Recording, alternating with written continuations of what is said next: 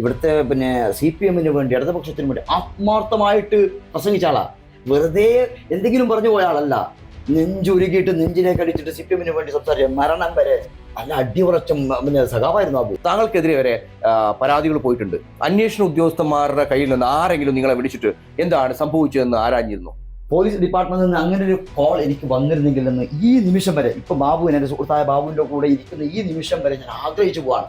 ഇനിയെങ്കിലും എന്നെ ഒന്ന് പോലീസ് വിളിച്ചിരുന്നെങ്കിൽ എനിക്ക് ആ പോലീസുകാരെ മുമ്പിൽ ചെന്നിരുന്ന് ചോദിക്കണമായിരുന്നു, ആരാണ് എൻ്റെ അനുജനെ കൊന്നത്, എന്തെങ്കിലും തെളിവ് ലഭിച്ചോ എന്ന് എനിക്ക് അവരോട് ചോദിക്കണമായിരുന്നു. ഞാൻ മോശമാണെന്ന് ഇവിടെ പ്രഖ്യാപിച്ചത് കൊണ്ട് അബുവിൻ്റെ മരണത്തിന് ഉത്തരവാദിയാകുമോ? അവിടെ ഹൈദറല്ലേ ചീത്തയാകുന്നത്? ഹൈദർ ചീത്തയായിക്കോട്ടെ. എനിക്ക് അബു അരീക്കോടിനെ അങ്ങനെ മറക്കാൻ കഴിയില്ല. അബു അരീക്കോടിന് നീതി ലഭിക്കണം. അബു അരീക്കോടിൻ്റെ കുടുംബത്തിന് നീതി ലഭിക്കണം. കൊന്നതാണെങ്കിൽ ഘാതകരെ കണ്ടെത്തണം. ഇനി ആത്മഹത്യയാണെങ്കിൽ അതിൻ്റെ പ്രേരണ എന്താണെന്ന് തെളിയിക്കണം. എൻ്റെ പേരും സലീലിൻ്റെ പേരൊക്കെ ഇവിടുത്തെ പ്രമുഖന്മാരായ CPM-ൻ്റെ നേതാക്കന്മാർ പോലീസിന് കൊടുത്തിട്ടുണ്ട് എന്ന് ഞാൻ അറിഞ്ഞിട്ടുണ്ട്. അപ്പോൾ വളരെയധികം സന്തോഷമാണ്. കാരണം ഞാൻ ഏത് നിമിഷവും അവരുടെ മുമ്പിൽ പോകാൻ തയ്യാറാണ് എൻ്റെ അനുജന് വേണ്ടി. അപ്പോൾ എനിക്ക് ഈ പഠിക്കാനുള്ള പണം ഉണ്ടാക്കി കൊടുത്തതിൻ്റെ മെസ്സഞ്ചർ കാരണക്കാരൻ ഞാനാണ്. ഞങ്ങളുള്ള സമയത്തൊക്കെ ഒച്ച വെച്ചത് എൻ്റെ മുമ്പിലാണ്. ആ പ്രശ്നത്തിനൊക്കെ പരിഹാരം ചെയ്ത് കൊടുത്ത ആളാണ് ഞാൻ. അവസാനം ഞാൻ മരണപ്പെട്ടപ്പോൾ ഞാൻ ഒരു ഫേസ്ബുക്ക് പോസ്റ്റ് ചെയ്യുന്നു, ഏത് സുഖദുഃഖത്തിനും ഇതർച്ച കൂടെ ഉണ്ടായിരുന്നു, എന്തുകൊണ്ട് ഈ പോകുന്ന കാര്യം മാത്രം എന്നോട് പറഞ്ഞില്ല ഞാൻ ചോദിച്ചിരുന്നു. അതിന് തക്കതായ കാരണമുണ്ട്, ഒരു പിന്നീട് നമുക്ക് പറയാം. തക്കതായ കാരണമുണ്ട്. പല കേസുകൾക്കും, അഭയ കേസ് അടക്കമുള്ള പല കേസുകൾക്കും പണത്തിൻ്റെ പെരുപ്പ് കൊണ്ട് ചിലപ്പോൾ അത് മായ്ച്ചു കളയാൻ സാധിക്കാം. പക്ഷേ പോലീസ് ഡിപ്പാർട്ട്മെൻറ്റ് വളരെ സ്ട്രോങ് ആണ് ഇവിടെ. ആ പോലീസ് ഡിപ്പാർട്ട്മെൻറ്റ് തീർച്ചയായിട്ടും ഈ കേസും കണ്ടുപിടിക്കും. അബു പറഞ്ഞു ഹൈദർ മോശമാണ്, സലീൽ മോശമാണ്, മറ്റുള്ളവർ മോശമാണെന്നൊക്കെ ഇവിടെ സ്റ്റേറ്റ്മെൻറ്റ് കൊടുത്തിട്ടുണ്ട്.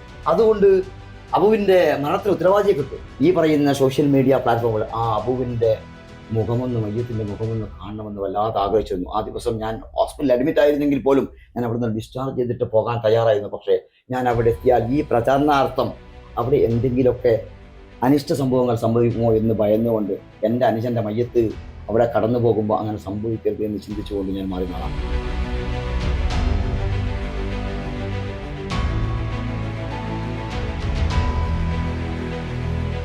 നമസ്കാരം. അബു അരീക്കോട് കഴിഞ്ഞ നവംബർ 8-നാണ് അബു അരീക്കോട് മരണപ്പെട്ടത്. വലിയ രീതിയിലേക്കുള്ള സൈബർ പോരാളിയായിരുന്നു. അതോടൊപ്പം തന്നെ 10,000-കണക്കിന് ആളുകളെ ഒരേ സ്റ്റേജിൽ പിടിച്ചു നിർത്താനുള്ള പ്രാസംഗികരായിരുന്നു. വലിയ രീതിയിലേക്കുള്ള നഷ്ടമാണ് ഇടതുപക്ഷം എന്ന പ്രസ്ഥാനത്തിന് സംഭവിച്ചത്. അദ്ദേഹത്തിന്റെ മരണവുമായി ബന്ധപ്പെട്ട് വലിയ രീതിയിലേക്ക് സൈബർ ലെവലിലേക്ക് വലിയ രീതിയിലേക്ക് തെളിയിക്കപ്പെടണം എന്നുള്ള വലിയ രീതിയിലേക്ക് പ്രചാരണം ഉണ്ടായിരുന്നു. അത്തരം രീതിയിലേക്കുള്ള പ്രചാരണങ്ങൾ ഇപ്പോൾ കാണാനില്ല എന്ന് വേണം എടുത്തു പറയാൻ. ഹൈദർ മധൂറാണ് എൻ്റെ കൂടെ ഇരിക്കുന്നത്. നമസ്കാരം. താങ്കളുടെ ഒരു പോസ്റ്റ് ഉണ്ടായിരുന്നു കഴിഞ്ഞ ദിവസങ്ങളിലൊരു പോസ്റ്റ്, അബു അരീക്കോടിന്റെ കുടുംബത്തിന് നീതി കിട്ടണം എന്നുള്ള പോസ്റ്റാണ്. വലിയ രീതിയിലേക്ക് അത് ജനങ്ങൾ ഏറ്റെടുക്കുന്ന രീതിയിലായി. എന്തുകൊണ്ടാണ് അത്തരം രീതിയിലൊരു പോസ്റ്റ് ഇട്ടത് നിങ്ങൾ? അബു അരീക്കോടിൻ്റെ മയ്യത്തിൻ്റെ മണം പോകുന്നതിന് മുമ്പ് ഒരുപാട് ആളുകൾ ഇതുമായി ബന്ധപ്പെട്ടുകൊണ്ട് വലിയ രീതിയിലുള്ള പ്രചാരണങ്ങൾ നടത്തിയിരുന്നു. സൈബർ ഇടങ്ങളിലെ ഏതൊരു വിഷയത്തിനും 3-4 ദിവസത്തെ ആയുസ് മാത്രമേ ഉണ്ടാകാറുള്ളൂ. അതേപോലെ തന്നെ ആരായാലും ഈ വിഷയവും അങ്ങ് മറന്നുപോയി. എനിക്ക് അബു അരീക്കോടിനെ അങ്ങനെ മറക്കാൻ കഴിയില്ല. ഞാൻ ഈ കഴിഞ്ഞ ദിവസം ഞാനിട്ട പോസ്റ്റ് ഇതുവരെ ഈ പറഞ്ഞ ജനങ്ങൾ പറഞ്ഞ അത് തന്നെയാണ്. അബു അരീക്കോടിന് നീതി ലഭിക്കണം. അബു അരീക്കോടിൻ്റെ കുടുംബത്തിന് നീതി ലഭിക്കണം. കൊന്നതാണെങ്കിൽ ഘാതകരെ കണ്ടെത്തണം. ഇനി ആത്മഹത്യയാണെങ്കിൽ അതിൻ്റെ പ്രേരണ എന്താണെന്ന് തെളിയിക്കണം. അത് തന്നെയാണ് എൻ്റെയും ആവശ്യം. എൻ്റെ ഈ അബു അരീക്കോടുമായി ബന്ധപ്പെട്ട് ഇത്രയേറെ സ്നേഹിക്കുന്ന ആളുകളുണ്ടല്ലോ, അതിലൊരാൾ ഞാനും ആ അബു അരീക്കോടിനെ സ്നേഹിക്കുന്ന ഒരാളാണ്. തീർച്ചയായിട്ടും ഞാൻ അബു അരീക്കോടിൻ്റെ നീതിക്ക് വേണ്ടി ശബ്ദിക്കും. തീർച്ചയായിട്ടും താങ്കൾ വലിയ രീതിയിലേക്ക് നല്ല സുഹൃബന്ധം ഉണ്ടായിരുന്നു. താങ്കളും സലീലും അടക്കം നല്ല സുഹൃബന്ധം ഉണ്ടായിരുന്നു. ഞാൻ പറയുന്നത് താങ്കൾക്കെതിരെ വരെ വലിയ രീതിയിലേക്ക് പരാതികൾ പോയിട്ടുണ്ട്. ഈ അന്വേഷണ ഉദ്യോഗസ്ഥന്മാരൊക്കെ ഇപ്പോൾ അന്വേഷണം നടത്തുകൊണ്ടിരിക്കുക അല്ലേ? ഇതുമായി ബന്ധപ്പെട്ട് ഇതിൻ്റെ പരാതിക്കാർ അല്ലെങ്കിൽ ഘാതകരെ കണ്ടെത്താൻ വേണ്ടി അല്ലെങ്കിൽ എന്തുകൊണ്ട് അദ്ദേഹം മരണപ്പെട്ടു എന്നുള്ള കണ്ടീഷനിലേക്കുള്ള അന്വേഷണം നടന്നുകൊണ്ടിരിക്കുകയാണ്. ഈ അവസരത്തിൽ ചോദിക്കാൻ പറ്റുന്നൊരു ചോദ്യം, താങ്കൾക്കെതിരെ വരെ പരാതികൾ പോയിട്ടുണ്ട്.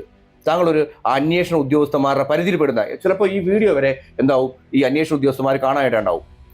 അത്തരം രീതിയിലേക്ക് താങ്കൾ ഇത്തരം ഒരു പോസ്റ്റ് ഇടുമ്പോൾ ഞാൻ ചോദിക്കുന്നത്, അന്വേഷണ ഉദ്യോഗസ്ഥന്മാരുടെ കയ്യിൽ നിന്ന് ആരെങ്കിലും നിങ്ങളെ വിളിച്ചിട്ട് എന്താണ് സംഭവിച്ചതെന്ന് ആരാഞ്ഞിരുന്നു? എനിക്കെതിരെ പരാതി പോയിട്ടുണ്ട് എന്ന് താങ്കൾ പറഞ്ഞതുപോലെ തന്നെ എവിടെയൊക്കെയോ ഞാൻ പറഞ്ഞു കേട്ടതല്ലാതെ ഏതെങ്കിലും ഒരു FIR അല്ലെങ്കിൽ ഏതെങ്കിലും അക്നോളജ്മെന്റ് ഒന്നും ഞാൻ കണ്ടിട്ടില്ല. എൻ്റെ പേരും എവിടെയും താങ്കൾ ആരെങ്കിലും ബന്ധപ്പെട്ടായിരുന്നോ, വിളിച്ചു ചോദിച്ചായിരുന്നോ ഇതുമായി ബന്ധപ്പെട്ട് എന്തെങ്കിലും അറിയോ എന്ന്? ഡിപ്പാർട്ട്മെന്റിൽ നിന്നാണെങ്കിൽ ഇന്ന് വരെ ഒരു ആളും എന്നെ വിളിച്ചിട്ടില്ല. പോലീസ് ഡിപ്പാർട്ട്മെന്റിൽ നിന്ന്, ഇൻവെസ്റ്റിഗേഷൻ ടീമിൽ നിന്ന് ഇന്ന് വരെ ഒരാളും എന്നെ വിളിച്ചിട്ടില്ല. പോലീസ് ഡിപ്പാർട്ട്മെന്റിൽ നിന്ന് അങ്ങനെ ഒരു കോൾ എനിക്ക് വന്നിരുന്നെങ്കിലെന്ന് ഈ നിമിഷം വരെ ഇപ്പൊ ബാബു എൻ്റെ സുഹൃത്തായ ബാബുവിൻ്റെ കൂടെ ഇരിക്കുന്ന ഈ നിമിഷം വരെ ഞാൻ ആഗ്രഹിച്ചു പോവാണ്. ഇനിയെങ്കിലും എന്നെ ഒന്ന് പോലീസ് വിളിച്ചിരുന്നെങ്കിൽ എനിക്ക് ആ പോലീസുകാരെ മുമ്പിൽ ചെന്നിരുന്ന് ചോദിക്കണമായിരുന്നു, ആരാണ് എൻ്റെ അനുജനെ കൊന്നത്, എന്തെങ്കിലും തെളിവ് ലഭിച്ചോ എന്ന് എനിക്ക് അവരോട് ചോദിക്കണമായിരുന്നു. കോഴിക്കോട് ജില്ലയിലെ ഏത് പോലീസ് സ്റ്റേഷനാണോ, ഏത് ഡിപ്പാർട്ട്മെന്റാണ്, സ്പെഷ്യൽ ബ്രാഞ്ച്, ക്രൈം ബ്രാഞ്ച്, ആരാണ് ഇതിൻ്റെ അന്വേഷണം എന്ന് എനിക്കറിയില്ല. ആരെങ്കിലും ഒന്ന് വിളിച്ചാൽ ഞാൻ അവരുടെ മുമ്പിൽ പോയിരുന്ന് അവരോട് ഞാൻ ചോദിക്കും. ഇതിൻ്റെ ഈ പറയപ്പെട്ട പ്രചാരണങ്ങളുടെ അടിസ്ഥാനത്തിൽ ഞാനും അതുപോലെ തന്നെ കോഴിക്കോടുള്ള സെയിലൊക്കെ ആണെങ്കിൽ ആ നിയമം നടപ്പിലാക്കുക തന്നെ വേണം. അതല്ലെങ്കിൽ എനിക്ക് അറിയണം എൻ്റെ അനുജനെ ആരാണ് പ്രതി. ഏത് കോണിൽ പോയി ഏത് വേഷത്തിൽ ഒളിച്ചിരുന്നാലും, എത്ര പഴകിയ കേസാണെങ്കിലും, എങ്ങനെ മായ്ച്ചാലും മറച്ചാലും കഴിയുന്ന കേസുകൾ തെളിയിച്ചിട്ടുള്ള ഇന്ത്യയിലെ ഒരേ ഒരു സംസ്ഥാനം, ഒരേ ഒരു ഡിപ്പാർട്ട്മെന്റ് കേരളത്തിലെ പല കേസുകൾക്കും, അഭയ കേസടക്കമുള്ള പല കേസുകൾക്കും പണത്തിന്റെ പെരുപ്പ് കൊണ്ട് ചിലപ്പോൾ അത് മായ്ച്ചു കളയാൻ സാധിക്കാം. പക്ഷേ പോലീസ് ഡിപ്പാർട്ട്മെന്റ് വളരെ സ്ട്രോങ് ആണ് ഇവിടെ. ആ പോലീസ് ഡിപ്പാർട്ട്മെന്റ് തീർച്ചയായിട്ടും ഈ കേസും കണ്ടുപിടിക്കും. ഇവിടെ പോസ്റ്റ്മോർട്ടം റിപ്പോർട്ട് വന്നോ, ഓട്ടോപ്സിയുടെ റിപ്പോർട്ട് വന്നോ, ഫോറൻസിക് റിപ്പോർട്ട് വന്നോ എന്ന് എനിക്കറിയില്ല. അങ്ങനെ വന്നാൽ അതിന്റെ ഈ പറയുന്ന അബു അരീക്കോടിന് വേണ്ടി ശബ്ദിക്കുന്ന ആയിരങ്ങളുണ്ടാവാം. അവര് പോലീസിൽ ഈ കാര്യങ്ങൾ കേൾപ്പിയിട്ടുണ്ടാവാം. എൻ്റെ പേരും സലീലിന്റെ പേരൊക്കെ ഇവിടുത്തെ പ്രമുഖന്മാരായ പിന്നെ CPM നേതാക്കന്മാർ പിന്നെ പോലീസിന് കൊടുത്തിട്ടുണ്ട് എന്ന് ഞാൻ അറിഞ്ഞിട്ടുണ്ട്. അപ്പോൾ ഞാൻ വളരെയധികം സന്തോഷമാണ്. കാരണം പിന്നെ ഞാൻ ഏത് നിമിഷവും അവരുടെ മുമ്പിൽ പോകാൻ തയ്യാറാണ് എൻ്റെ അനുജന് വേണ്ടി. അത്ര രീതിയിൽ സംസാരിക്കുമ്പോൾ അത്രയും നല്ല ബന്ധമായിരുന്നു നിങ്ങൾ? ഞാൻ അബു അരീക്കോടും തമ്മിൽ നല്ല ബന്ധമായിരുന്നു. അബു അരീക്കോട് പലരും ഫേസ്ബുക്ക് പോസ്റ്റ് ഇട്ടതായി കണ്ടു. അത് സാധാരണ നടക്കാറുള്ളതാണ്. എന്ത് പ്രശ്നമാണെങ്കിലും ഒന്ന് പറഞ്ഞിരുന്നെങ്കിൽ, ഒന്ന് ഒച്ച വെച്ചിരുന്നെങ്കിലൊക്കെ ഒരുപാട് ആളുകൾ പോസ്റ്റ് ഇടുന്നു. അങ്ങനെ പ്രശ്നങ്ങളുള്ള സമയത്തൊക്കെ ഒച്ച വെച്ചത് എൻ്റെ മുമ്പിലാണ്. ആ പ്രശ്നത്തിനൊക്കെ പരിഹാരം ചെയ്തു കൊടുത്ത ആളാണ് ഞാൻ. അവസാനം ഞാൻ മരണപ്പെട്ടപ്പോൾ ഞാൻ ഒരു ഫേസ്ബുക്ക് പോസ്റ്റ് ഇടുന്നു. ഏത് സുഖദുഃഖത്തിനും ഇതർച്ച കൂടെ ഉണ്ടായിരുന്നു. എന്തുകൊണ്ട് ഈ പോകുന്ന കാര്യം മാത്രം എന്നോട് പറഞ്ഞില്ല? ഞാൻ ചോദിച്ചിരുന്നു. അതിന് തക്കതായ കാരണമുണ്ട്. അത് പിന്നീട് നമുക്ക് പറയാം. തക്കതായ കാരണമുണ്ട്. എന്നോട് പറയാത്തതിന് തക്കതായ കാരണമുണ്ട്. ഞാനും അബുവും അരീക്കോടും ഉള്ള ബന്ധം ഇവിടെ ചില സാമൂഹ്യ ദ്രോഹികൾ വേർപിരിച്ചു കുറച്ച് മാസങ്ങൾ മുമ്പേ. ലജ്ജാപൂർവം നാണക്കേടുകൂടെ എങ്ങനെ ഐദർശാന്റെ മുമ്പിൽ പോകുമെന്ന് ലജ്ജപൂർവ്വം, പേടികൊണ്ടോ മറ്റൊന്നും കൊണ്ടല്ല, ഐദർ ഇത്രയേറെ ബഹുമാനിക്കുന്ന, ഇത്രയേറെ എന്നെ എല്ലാ കാര്യത്തിലും സഹായിച്ചുള്ള ഐദർശാന്റെ മുമ്പിലേക്ക് എങ്ങനെ പോകുമെന്ന ആ ഒരു എന്താ പറയുക, ഒരു മനസ്താതാപത്തിന്റെ പേരിൽ എൻ്റെ മുമ്പിലേക്ക് വരാൻ പറ്റില്ല. അതിൻ്റെ കാരണക്കാർ ഇവിടെ പലരുണ്ട്. ഇവിടെ 8 മക്കളില് ഞാൻ പറയുന്നത് വലിയൊരു പ്രസ്ഥാനത്തിൽ നിന്ന് വന്ന ഒരു വ്യക്തിയാണ് അദ്ദേഹം, അല്ലേ? വലിയൊരു മുസ്ലിം സമുദായത്തിൽ തന്നെ ഒന്ന് പറയാം നിങ്ങൾക്ക് അറിയുന്നത്. അതെ അതെ തീർച്ചയായിട്ടും. ഞാൻ അദ്ദേഹത്തിന്റെ പിതാവിനെ എനിക്ക് പരിചയമില്ല. ഞാൻ അബുവിൻ്റെ എൻ്റെ ഓർമ്മ ശരിയാണെങ്കിൽ 2020 അബുവിൻ്റെ വീട്ടിൽ പോയ ആളാണ്. അന്ന് ആ പിന്നെ മഹാനായ ഒരുപാട് കുട്ടികൾക്ക് അറിവ് പറഞ്ഞു കൊടുക്കുന്ന, ദർസ് പറഞ്ഞു കൊടുക്കുന്ന ആ മനുഷ്യനെ അവിടെ അക്കോലായി ഞാൻ കണ്ടിരുന്നു. ഞാൻ സലാം പറഞ്ഞിരുന്നു. അബുവിൻ്റെ വീട്ടിൽ ആ രാത്രി ഞാൻ താമസിച്ചിരുന്നു അബുവിൻ്റെ കൂടെ, എൻ്റെ അനുജനെ പോലെ ഞാനവിടെ. അതിനുശേഷമായിരിക്കണം ഒരു പക്ഷേ നല്ല ബന്ധം അബുവായിട്ട് എനിക്ക് ഉണ്ടാക്കാൻ സാധിച്ചത്. അതിൽ തന്നെ പറയുന്ന ഒരു വിഷയമുണ്ട്, അബുവിന് കോളേജിൽ അഡ്മിഷൻ കിട്ടാൻ വേണ്ടിയിട്ട്. അത് എന്താണ് സംഭവിച്ചത് ശരിക്കും? ഞാൻ നേരത്തെ പറഞ്ഞല്ലോ, ഒച്ച വെച്ചിരുന്നെങ്കിൽ എന്ന് പറയുന്ന ആളുകൾ ഈ അബുവിന് ലോ കോളേജിൽ ഈ പറയുന്ന മർക്കസിലെ LLB പഠനത്തിന് വേണ്ടി പണം ആവശ്യമാണെന്ന് പറഞ്ഞ് ഈ പറയുന്ന ലോകത്തിലെ മാലോകർ ആരെയും വിളിച്ചിട്ടില്ല. ഒരാൾക്കും എന്ന് പറയാൻ കഴിയില്ല. എന്നോടാ പറഞ്ഞത്. ഞാൻ വേഗം എൻ്റെ കയ്യിൽ പിന്നെ കമ്മട്ടമൊന്നുമില്ല, RBI ഒന്നുമില്ല, ഈ വലിയ സംഖ്യകൾ കൊടുക്കാൻ. ഞാൻ സാധാരണക്കാരാണ്. ഞാൻ എൻ്റെ പ്രിയപ്പെട്ട സുഹൃത്ത് സെലിനോട് പറഞ്ഞു, നമ്മുടെ ചെറുക്കനെ അഞ്ചന് ഒരു പ്രശ്നം ഇട്ടാ, അവർക്ക് പഠിക്കൊന്നുമില്ല, ആഗ്രഹമുണ്ട്, പക്ഷേ സീറ്റും കിട്ടുന്നുണ്ട്, പണമില്ലാന്നു. സെലീൻ പറഞ്ഞ് നമുക്ക് തരപ്പെടുത്തി കൊടുക്കാം, ഞാൻ ഒന്ന് ആലോചിക്കട്ടെ എന്ന് പറഞ്ഞ് ഒരു സ്ഥാപനത്തിൽ ഒരു അഡ്വർടൈസ്മെന്റ് ചെയ്ത് അവനക്ക് ഈ പഠിക്കാനുള്ള പണം ഉണ്ടാക്കി കൊടുത്തതിൻ്റെ മെസ്സഞ്ചർ കാരണക്കാരൻ ഞാനാണ്. അത് അബു തന്നെ എവിടെയൊക്കെയോ പറഞ്ഞിട്ടുണ്ട്. അതുപോലെ തന്നെ താങ്കളെക്കുറിച്ച് മോശമായ കാര്യങ്ങളും പറഞ്ഞിട്ടുണ്ട് എന്നുള്ളതാണ്. അതൊക്കെ നമുക്ക് പിന്നീട് ചർച്ച ചെയ്യാം. എന്നെക്കുറിച്ചും ഞാൻ മോശമാണെന്ന് ഇവിടെ പ്രഖ്യാപിച്ചത് കൊണ്ട് അബുവിൻ്റെ മരണത്തിന് ഉത്തരവാദിയാകുമോ? അബു പറഞ്ഞു ഹൈദർ മോശമാണ്, സലീൽ മോശമാണ്, മറ്റുള്ളവർ മോശമാണെന്നൊക്കെ ഇവിടെ സ്റ്റേറ്റ്മെന്റ് കൊടുത്തിട്ടുണ്ട്. അതുകൊണ്ട് അബുവിൻ്റെ മരണത്തിന് ഉത്തരവാദിയെ കിട്ടും. അവിടെ ഹൈദറല്ലേ ചീത്തയാകുന്നത്? ഹൈദർ ചീത്തയായിക്കോട്ടെ, നമുക്ക് പിന്നീട് ചർച്ച ചെയ്യാം. എല്ലാ വിഷയങ്ങൾക്കും എനിക്കെതിരെ ചിലപ്പോൾ ബാബുവിന് ഒരു പക്ഷെ അറിയായിരിക്കാം, എനിക്കെതിരെ പ്രചരിപ്പിച്ച 100,000 പ്രചരണങ്ങൾ ഇതിനു മുമ്പ് എനിക്ക് നേപ്പാളി പെണ്ണിൽ കുഞ്ഞിലൊന്ന് പ്രചരിപ്പിച്ചത്, എനിക്ക് ഒരുപാട് അതൊക്കെയും ചീട്ടുകൊട്ടാരം പോലെ തകർത്ത് തരിപ്പണമായി. ഇതും തരിപ്പണമാകും. അപ്പു പറഞ്ഞു. അപ്പം ബാബുവിന് ചോദിക്കാം, അബുവിൻ്റെ നാവിൽ നിന്ന് വയസ്സല്ലേ? അതിനും മറുഭാഗം ഉണ്ടാവും. നമുക്ക് പിന്നീട് ചർച്ച ചെയ്യാം. ഇവിടെ നിങ്ങളുടെ ഉദ്ദേശം, ഈ പറയുന്ന ജനങ്ങളുടെ ഉദ്ദേശം ഐദറിനെ ചീത്തയാക്കലാണെങ്കിൽ ഐദർ ചീത്തയാണ്. അതുകൊണ്ട് അബുവിൻ്റെ ഘാതകരെ കണ്ടെത്താൻ പറ്റുമോ? ഐദർ ചീത്തയായതുകൊണ്ടും സലീൽ ചീത്തയായതുകൊണ്ടും അവിടെയും പറയുന്നുണ്ട് പണം തന്നത് പിന്നെ ഹൈദരാണെന്ന് പറയുന്നുണ്ട്. അതെനിക്ക് വലിയ സന്തോഷമാണ്. അല്ല, അത്തരം ഇതിലേക്ക് നിങ്ങൾ അദ്ദേഹത്തെ സഹായിക്കുന്നു. അതുകൊണ്ട് തന്നെയാണ് ഞാൻ ഈ ഒരു വീഡിയോ ഉണ്ടല്ലോ, ജനങ്ങൾ മനസ്സിലാക്കേണ്ട ഒരു വിഷയം, സോഷ്യൽ മീഡിയ എന്ന് പറയുന്നത് ഒരു പോസ്റ്റ് ഇട്ടാലോ ഒരു വീഡിയോ ഇട്ടാലോ കുറച്ച് ദിവസങ്ങൾ മാത്രമേ ആയുസുള്ളൂ. പക്ഷെ അതേപോലെ ഒരു പ്രതികരണങ്ങൾ പോകരുത് എന്നുള്ളതാണ് അല്ലെ. ഒരു മരണത്തിന് ഉത്തരവാദിയായിട്ടുള്ള ആളുകളെ തിരഞ്ഞു പിടിക്കണം, അല്ലെങ്കിൽ പിടിക്കണം, ജനങ്ങളുടെ മുന്നിൽ എത്തിക്കണം ഒരു ഉദ്ദേശത്തോടെയല്ല ഈ ഫേസ്ബുക്ക് പോസ്റ്റ് ഒന്നും. നിരന്തരമായി ശബ്ദിക്കുക എന്നുള്ളതാണ്. ഒരു പ്രതിയാണെന്ന് സോഷ്യൽ മീഡിയയിൽ ചിത്രീകരിച്ച ഒരു വ്യക്തിയെ ചോദ്യം ചെയ്യാൻ വിളിച്ചിട്ടില്ല എന്ന് പറയുമ്പോൾ എനിക്ക് വലിയ രീതിയിലേക്ക് ആശ്ചര്യമുണ്ട്.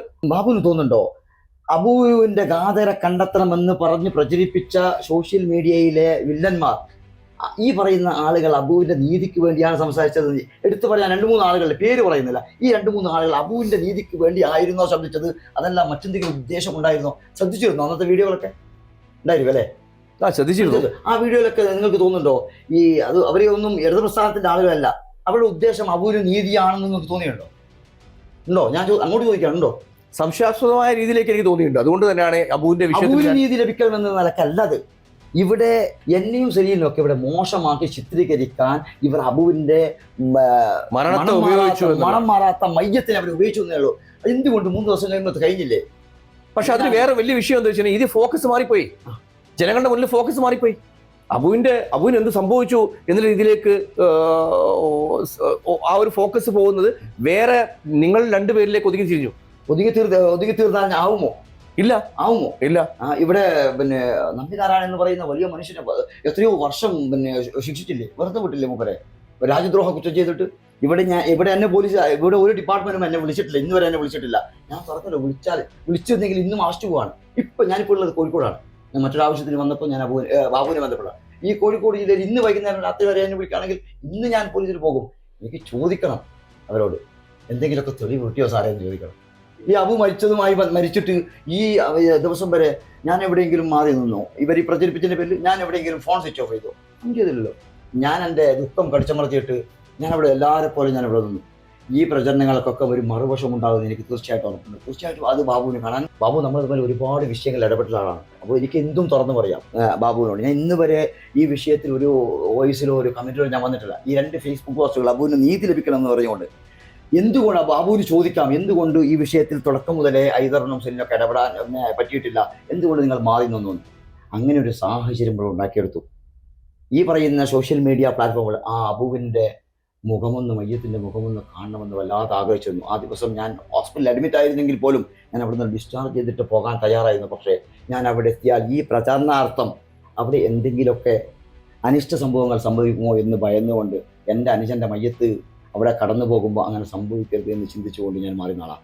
ഇനി എന്തെങ്കിലുമൊക്കെ ഈ പറയുന്ന അബുവിന് നീതി ലഭിക്കണമെന്നുള്ള മുൻനിരയിൽ വന്നു കഴിഞ്ഞാൽ അവിടെയും ഇവിടെ ഇടപെടാനുള്ള സാധ്യതകൾ ഇവരില്ലാതാക്കുമെന്ന് ഭയന്നുകൊണ്ടാണ് ഞാൻ വീണ്ടും പോസ്റ്റ് ഇടുന്നത്.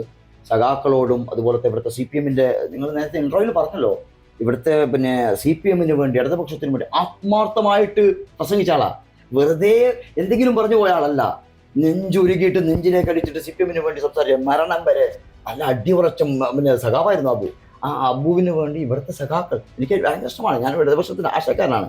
ഈ സഖാക്കളും ഇവിടുത്തെ CPM നേതാക്കളൊക്കെ ശക്തമായിട്ട് മുന്നോട്ട് വരണം. ഇവിടുത്തെ നമ്മുടെ പ്രമുഖ പത്രങ്ങളിലൊക്കെ അന്നത്തെ ചരമക്കുളത്തിലായിരുന്നു അബുവിൻ്റെ പിന്നെ ഫോട്ടോ ഉണ്ടായിരുന്നുള്ളത്.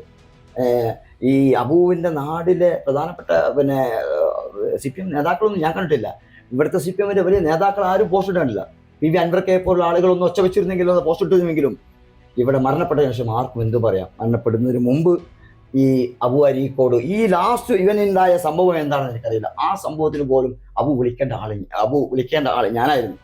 എന്നെ വിളിക്കാൻ കഴിയാത്തത്ര പാകത്തിൽ വിദൂരത്താക്കി വെച്ചു ചില നരനായാട്ടുകാർ.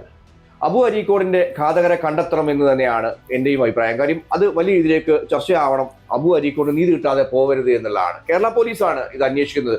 ഒരു തുമ്പ് കിട്ടിയാൽ പോലും ആ കേരള പോലീസ് ശരിക്കും തെളിയിക്കുന്ന ഒരു അവസ്ഥയുണ്ട്. മറ്റു സംസ്ഥാനങ്ങളെ പോലെയല്ല നമ്മുടെ കേരള പോലീസ് എത്രയോ 100ക്ക് 100 മെച്ചമാണ്.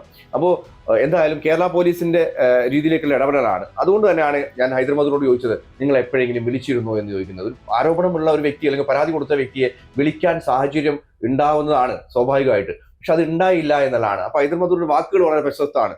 അതായത് എന്നെ ഒന്ന് വിളിച്ചിരുന്നെങ്കിൽ എൻ്റെ അനിയൻ എന്ത് സംഭവിച്ചു എന്ന് ഞാൻ അവരോട് ചോദിക്കുമായിരുന്നു. ഇതിനപ്പുറത്തേക്ക് ജനങ്ങൾക്ക് പങ്കുവെക്കേണ്ട വിഷയം തന്നെയാണ് ഇത്. അതുകൊണ്ട് തന്നെയാണ് പങ്കുവെച്ചത്. എന്തായാലും അദ്ദേഹത്തിന്റെ ഘാതകരെ കണ്ടുപിടിക്കുമെന്ന് തന്നെയാണ് നമ്മൾ വിശ്വസിക്കുന്നത്. നന്ദി, നമസ്കാരം.